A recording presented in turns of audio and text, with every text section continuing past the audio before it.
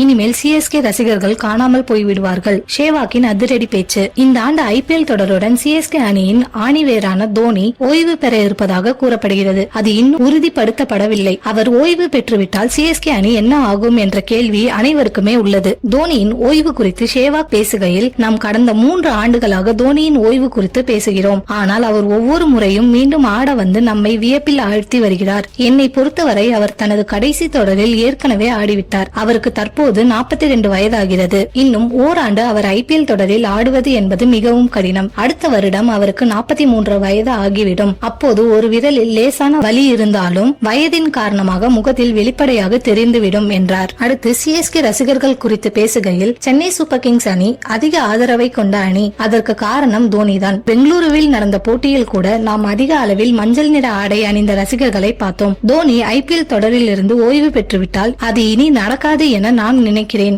CSK அணியின் ரசிகர் கூட்டம் பெரிய அளவில் அடிவாங்கும். நாட்டின் பல்வேறு இடங்களுக்கும் அவர்கள் பயணம் செய்து சிஎஸ்கே ஆடும் போட்டிகளை பார்க்க மாட்டார்கள் என்றார் சேவாக். மேலும் சச்சினை போலவே தோனியின் புகழும் நீடித்திருக்கும் என குறிப்பிட்டார். சுமார் 20 ஆண்டுகள் ஆடிய பின் சச்சின் டெண்டுல்கர் மிகப்பெரிய சகாப்தத்தை விட்டு சென்றார். தோனியும் அதே போலதான். அவர் சிஎஸ்கே அணியின் துவக்கத்தில் இருந்தே விளையாடி வருகிறார். நீங்கள் ஒரே அணிக்காக இத்தனை ஆண்டு காலம் விளையாடினால் ஒவ்வொருவராலும் நினைவில் வைத்துக் கொள்ளப்படுவீர்கள் என்றார் சேவாக்.